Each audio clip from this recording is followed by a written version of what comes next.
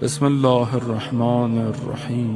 حدیث قدسی میں بیان ہوتا ہے کہ جب کوئی میرا بندہ میرے پاس آتا ہے یعنی پلٹتا ہے یعنی توبہ کرتا ہے، خدا کے لیے کیسا ہے وہ، خدا اس کو بیان کر رہا ہے ایک فریم میں کہ جیسے کوئی مسافر ریگستان میں ڈیزرٹ میں اپنا سارا سامان کھو دے، یعنی گھوڑا کھو دے، پانی کھو دے، جو کچھ ہے، اور اس ریگستان میں بے ہوش ہو جائے گرمی کی شدت سے، پیاس کی شدت سے، اور اچانک سے اس کی آنکھ کھلے تو اس کا سامان اس کے ساتھ رکھا ہوا ہو تو کیسے فیل کرے گا وہ؟ خدا کہتا ہے کہ میں بھی ایسے ہی کرتا ہوں جب میرا کوئی بندہ میرے پاس آتا ہے۔ اب یہ ہمارے اوپر احسان محترم، ہم اپنی زندگی میں کب پلٹیں گے؟ پلٹنے کے لیے کوئی بہت لمبا ٹرائل نہیں چاہیے۔ جب فرعون دریائے نیل میں گیا اور اس نے حضرت موسیٰ سے کہا کہ میں معافی چاہتا ہوں، شرمندہ ہوں، یا مجھے بچا لو، بہرحال ایگزیکٹ مجھے ذہن میں وہ الفاظ نہیں، تو اسے حضرت موسیٰ نے کچھ نہیں کہا اور ڈوب گیا۔ تو وہاں پروردگار نے حضرت موسیٰ سے کہا، موسیٰ اگر فرعون نے مجھ سے کہا ہوتا تو میں اس کو بچا لیتا۔ عزیزان معزز، کیوں؟ کہ خالق حضرت نوح علیہ السلام نے کہا کہ بھئی عذاب آئے آپ کے سامنے، 950 سال رحمت، تبلیغ، اتنا لوگ تکلیف دیتے تھے کہ حضرت نوح لہو لہان ہو جاتے تھے۔ اس کے بعد کہا پروردگار مطلب کب تک یہ چلے گا؟ وہ عذاب آئے گا، کب آئے گا؟ خدا نے کہا کہ یہ بیج لو، اس کو زمین میں ڈالو، سیڈ کو، جب یہ درخت بنے گا، جب فروٹ نکلے گا، پھل نکلے گا، اس کو جب ہوگا تب میں عذاب لے آؤں گا۔ درخت کو بننے میں اور پھل دینے میں 18 سال لگ گئے۔ جیسی پھل نکلے کہا پروردگار، کہا اس کے پھل کو دوبارہ کھاؤ، پھر بیج بو، پھر یہ جب درخت بنے گا، پھل نکلے گا، تب میں عذاب دوں گا۔ اس چیز کو خدا نے 4 سے 5 دفعہ ریپیٹ کیا۔ کیوں؟ عذاب ٹالتا رہے۔ مگر کچھ لوگ مومن تھے بس۔ بہرحال پھر جب خدا نے کہا کہ کشتی بناؤ، سوار کرو، گئے، آپ کے سامنے پھر جو طوفان آیا اور یہ سب ہوا۔ پھر جب یہ کشتی لگی اور اس کے بعد خدا نے کہا کہ حضرت نوح سے کہ یہ مٹی سے کچھ چیزیں بناؤ، مٹی سے چیزوں کو بنایا، جب بن گئیں تو کہا نوح ان کو توڑ دو۔ کہا پروردگار میں نے بڑی محنت سے بنایا ہے۔ کہا نوح ہم نے اپنی مخلوق کو بھی بڑی محنت سے بنایا، وہ رحمان ہے۔ یہ جو آدمی رات کو کھڑا ہوتا ہے اور اس کی بارگاہ میں کانپتا ہے، یہ اس سے خوف اس کے عشق کا ہے جانے محترم، کہ اس کی آنکھوں میں آنسو جاری ہوتے ہیں، یہ اسے اس کی جدائی کا خوف ہے۔ آیت اللہ جواد ملکی تبریزی رضوان اللہ تعالی علیہ جب رات کو اٹھتے تھے تو وضو کرنے کے لیے حوض ہوتے تھے، باہر جاتے تھے، تو کہتے جب آسمان کو دیکھتے تھے تو گریا کرتے تھے، جب پانی کو دیکھتے تھے تو گریا کرتے تھے۔ اتنا گریا مشہور تھا۔ گریا کس چیز کا تھا؟ مطلب کچھ جہنم کا خوف تھا، خدا سے دوری کا خوف تھا۔ وہ جو دور ہے انسان اور جو حاصل کرنا چاہتا ہے، اس کے لیے اس کی آنکھیں جو ہے وہ اشک بہا رہے ہیں۔ عزیزان محترم، ہماری زندگی میں یہ موقع کبھی آئے ہم بھی رات کو کھڑے ہوں، ہماری آنکھ میں سے بھی کوئی آنسو خدا کے لیے نکلے؟ کب آئے گا یہ موقع؟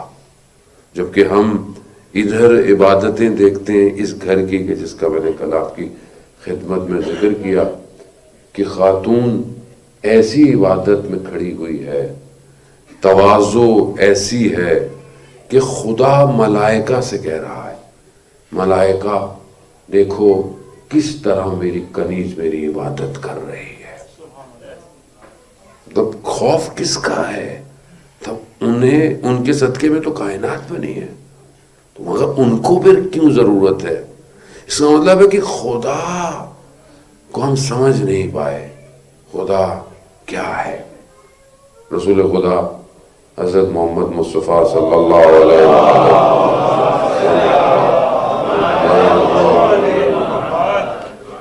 رسول خدا اپنی بیٹی کے گھر آتے ہیں، دیکھتے ہیں کہ بیوی کے چہرے پر پریشانی ہے، غم کے آثار ہیں۔ پوچھتے ہیں فاطمہ کیا ہوا، کیوں پریشان ہو؟ کہا بابا مجھے قیامت کا منظر پریشان کر رہا ہے۔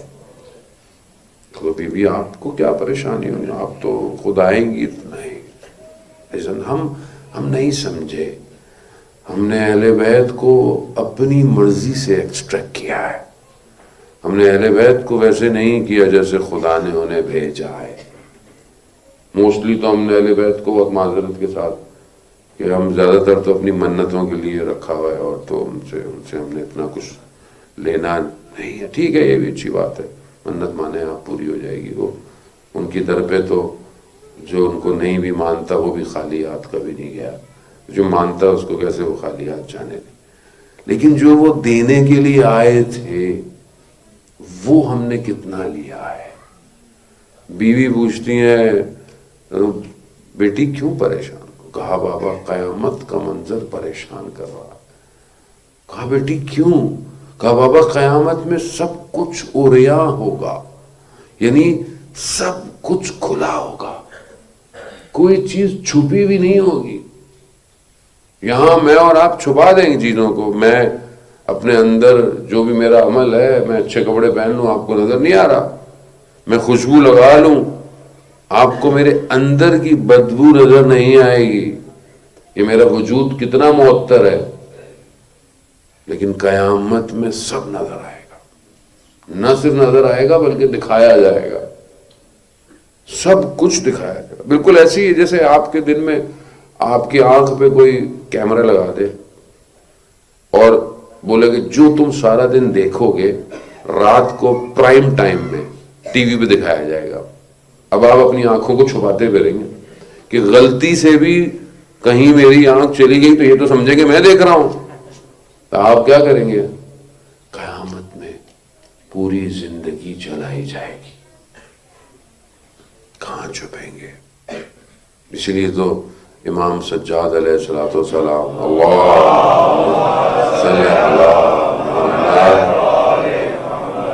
امام جو ہے وہ مناجات شعبانیہ دعائے ابو حمزہ میں کیا بیان کرتے؟ پروردگار مجھے تیری ستاریت کی قیامت میں زیادہ ضرورت ہے، تو نے دنیا میں تو میری چیزوں کو چھپا کے رکھا ہے، مگر اس سے زیادہ مجھے قیامت میں ضرورت ہے کہ جہاں سب کچھ عیاں ہوگا، دکھایا جائے گا۔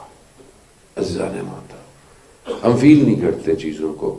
ایک شخص جسے لائف آفٹر ڈیتھ کا ایکسپیرینس ہوا، بہت لوگوں کو دنیا میں ہوتا ہے، حادثہ ہو جاتا ہے، آپریشن میں کوما میں چلے جاتے ہیں تو ان کو بعض اوقات موت کا تجربہ ہو جاتا ہے، عالم برزخ میں چلے۔ نان مسلمز کی ویڈیوز بڑی بڑی ہے یوٹیوب پہ۔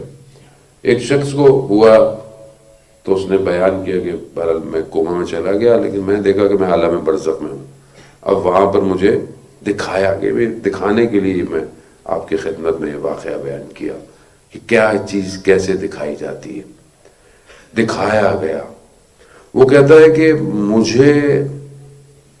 میں ٹنل میں دوڑ رہا تھا، خوف نہیں تھا، ٹنل میں کوئی خطرہ نہیں تھا، سامنے روشنی بھی تھی، لیکن ایک آواز تھی جو گونج رہی تھی اور تھی وہ ماں ماں ماں۔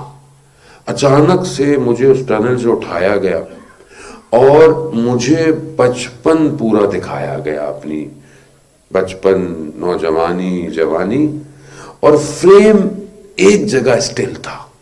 جیسے ہم بہت سارے لوگ بیٹھے ہوئے ہیں نا، اب کیمرہ سب کو دکھا رہا ہے لیکن فوکسڈ اگر ایک کو کر لے تو باقی بلر ہو جاتا ہے۔ وہ کہتا ہے کہ میرے اس پورے ٹرن اوور میں مجھے ایک چیز فوکس تھی، باقی بلر تھا۔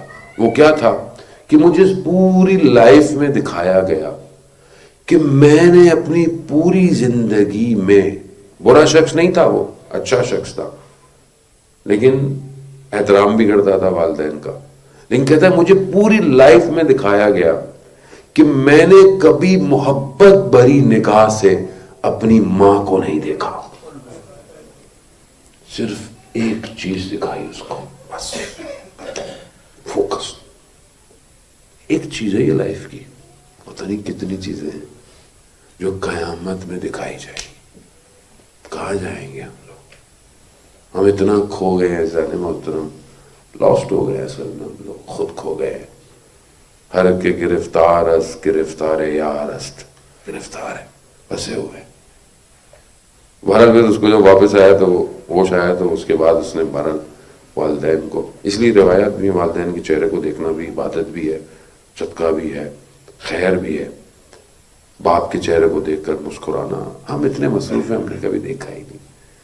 جن کے ماں باپ زندہ ہیں بہرحال ان کے پاس موقع ہے، جن کے نہیں ہے وہ بہرحال تصویر ہی دیکھ لے اور کچھ نہیں ہو سکتا ہے ظالموں۔ خوب یہ بیوی کیا کہہ رہی ہیں؟